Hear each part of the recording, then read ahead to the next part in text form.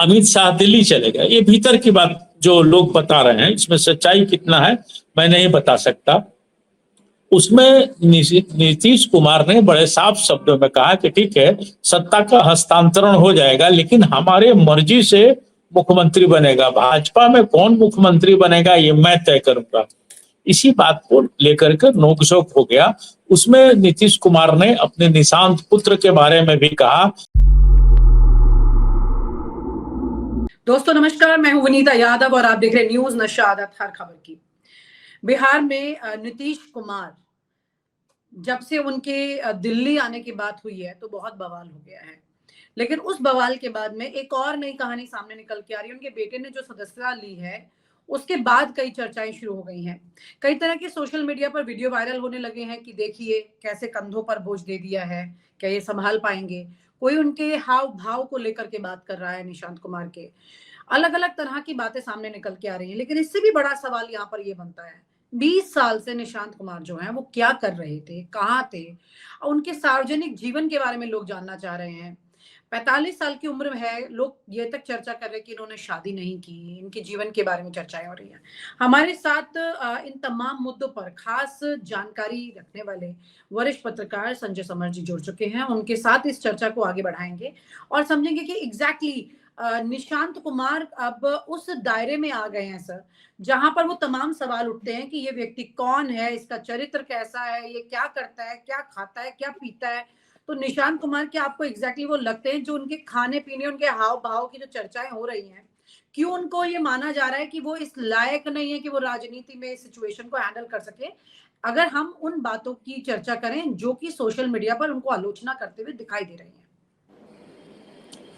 देखिए विनीता, सबसे पहले हम बता दें कि निशांत 20 जुलाई 1975 को जन्म लिए हैं और उनकी पहली पढ़ाई जो हुई है पटना के ही संत कैरल्स स्कूल में हुई है। वहीं से उन्होंने शिक्षा हासिल तो की है। उसके बाद 50 साल के हो चुके हैं।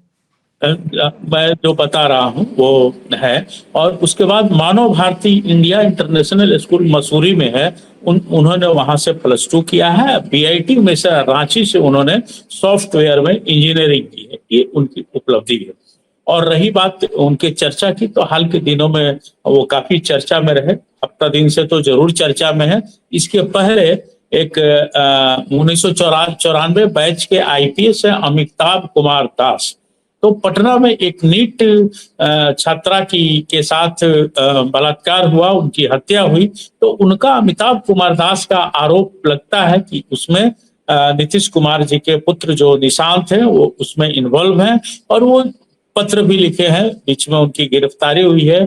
अब इस मामले में सच्चाई कितनी है मुझे नहीं पता। इसी से मैं अमिताभ कुमार दास को कोट कर रहा हूं। वो आईपीएस है। निशांत देखने से एक सरल, सहज और सौम्य इंसान लगते हैं। उम्र भी उनका 50+ है। जो हिसाब हम देख रहे हैं 20 जुलाई 1975 जो उनका सर्टिफिकेट एज है वो मैं आपको बता रहा हूं।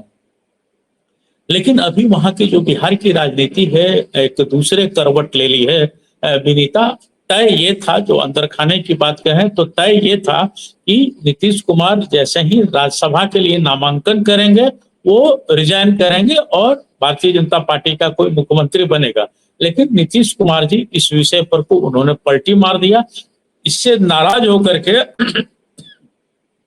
अमित शाह दिल्ली चले गए। ये भीतर की बात जो लोग बता रहे हैं, इसमें सच्चाई कितना है मैं नहीं बता सकता।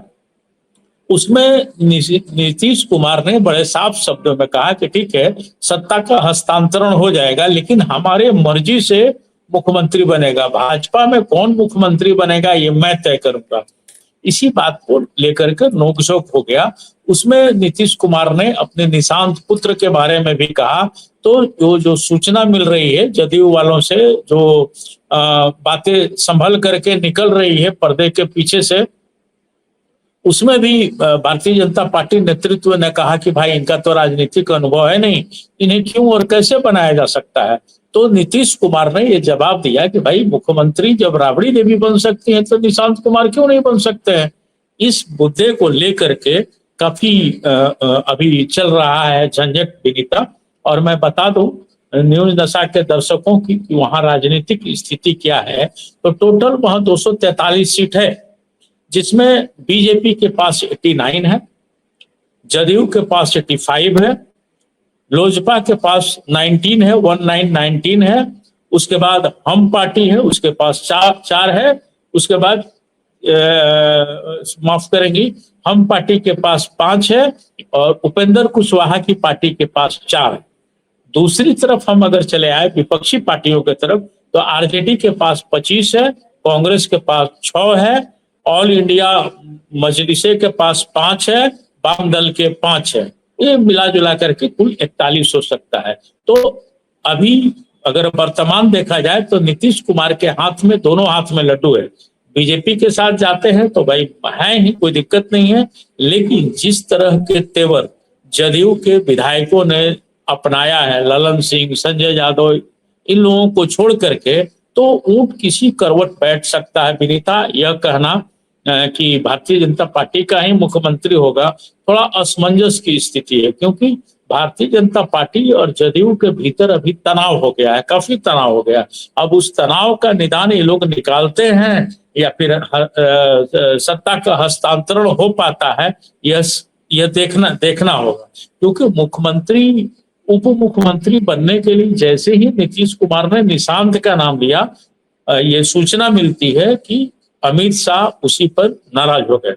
तो ये दोनों में टकराहट हो, नाराज होकर के वो चले गए। तो अब देखना है कि भाई 122 का बहुमत कौन ले आता है। नीतीश कुमार अगर पलटी लेते हैं और राष्ट्रीय जनता दल के साथ आते हैं तो इनका मेजोरिटी आ जाता है, चूंकि 85 सीट नीतीश का है, 25 सीट आरजेडी का है, 6 कांग्रेस का है। तो ये मिला जुला देने से 122 सीट हो जाता है, 5 वामपंथियों का है। तो अभी करवट, कोई भी करवट ले सकता है, क्योंकि नीतीश कुमार का रिजिग्नेशन नहीं देना अपने आप में माने रखता है। विनीता, ऐसे भी ये कहा जाता है कि बिहार की पॉलिटिक्स कुछ अलग तरह की पॉलिटिक्स होती है। वहां काम करने वाला, खेत में काम करने वाला जो किसान होता है, उसको भी राजनीति का ज्ञान होता है। तो ऐसे में चल पाना, कितना दूर चल पाएगा लोग, ये थोड़ा सा कठिन दिखलाई दे रहा है। और निशांत के साथ जो समस्याएं आने वाली जो दिखलाई देती है, एक तो अगर उनको उप मुख्यमंत्री बना दिया गया तो राजनीति से काफी दूर रहे हैं। राजनीति से दूर रहने के पीछे कारण था कि नीतीश कुमार बार बार कहते थे कि हम परिवारवाद को बढ़ावा नहीं देंगे, वंशवाद को बढ़ावा नहीं देंगे। उसको लेकर के हमेशा वो लालू प्रसाद यादव पर कटाक्ष भी करते रहे, लेकिन नीतीश कुमार की बातों पर और उनके करनी कथनी में काफी का अंतर होता है, क्योंकि वो लगातार विरोध भी करते हैं और सट भी जाते हैं। उसी लालू प्रसाद के बेटे को उप मुख्यमंत्री भी बनाए थे। तो निशांत के सामने समस्या खड़ी होगी कि जनसंपर्क और जनाधार की कमी है। पूरी तरह से उनका जनसंपर्क नहीं है और उनका कोई जनाधार नहीं। मान लीजिए अगर हम उड़ीसा का उदाहरण दें, लेकिन निशांत का जनाधार तो उनके पिता से अपने आप मिल जाएगा ना उन्हें विरासत में। वही बात मैं बता रहा हूं कि अगर जनाधार की बात अगर हम करें तो उड़ीसा के मुख्यमंत्री होते थे बिजू पटनायक, उनके पुत्र नवीन पटनायक, जो अभी पिछले टर्म तक वो मुख्यमंत्री रहे। बिजू पटनायक महान देशभक्त थे और अपने जमाने के पायलट थे, और आजादी की लड़ाई में सुभाष चंद्र बोस की तरह उनका भी बहुत बड़ा योगदान रहा है। और उनका अपना उस जमाने में हेलीकॉप्टर हुआ करता था, जिससे वो स्वतंत्रता सेनानियों को मदद करते थे। तो उनका जनाधार था। तो नीतीश कुमार के जनाधार को कितना ढो पाएंगे, ये एक अहम सवाल है। जिस प्रकार लालू प्रसाद यादव के जनाधार को पूरी तरह से ढोने में तेजस्वी या तेजता असफल रहे, कहीं इनकी असफलता ना हो जाए। अब उदाहरण के तौर पर आप मान सकते हैं विनीता, अमिताभ बच्चन बहुत बड़े नायक थे, लेकिन उनके बेटा अमिताभ, उनके पुत्र उनके लाइन को पार नहीं कर पाए, उनके लाइन से नीचे ही रहे। तो नीतीश कुमार की छवि एक विकास पुरुष की छवि है, नो डाउट। उन्होंने बिहार के लिए काम भी किया है। दूसरी बात, राजनीति में कोई सगा नहीं होता है विनीता। अभी लोग वोट बटोरने के लिए, लेने के लिए भले ही निशांत विधायक या सांसद चिल्ला रहे हैं, लेकिन समय आएगा तो यही लोग कील ठोकने में पीछे नहीं हटेंगे। तो पार्टी के अंदर जो बवाल आएगा उसको भी निशांत झेल पाएंगे कि नहीं, सवाल एक ये भी खड़ा होगा। इसके अलावा जनता के बीच अभी जो उनकी छवि, इनके सगे साथी, इनकी विपक्षी पार्टियां, इनके अपने लोग जिस तरह से परोस रहे हैं वो भी माने रखेगा। तो हमें लगता है कि अब समय समय सब करा देगा विनीता, थोड़ा दिन की बात है, इंतजार ही करना होगा, क्योंकि हमें लगता है कि कुछ न कुछ खेला होगा और उस खेला में कौन जीतता है यह देखना होगा। और आप हमसे जुड़े रहने के लिए सब्सक्राइब करें YouTube पर, फॉलो करें ट्विटर पर और लाइक करें Facebook पर। और ज्यादा जानकारी के लिए आपको टाइप करना होगा सिर्फ न्यूज़ नशा।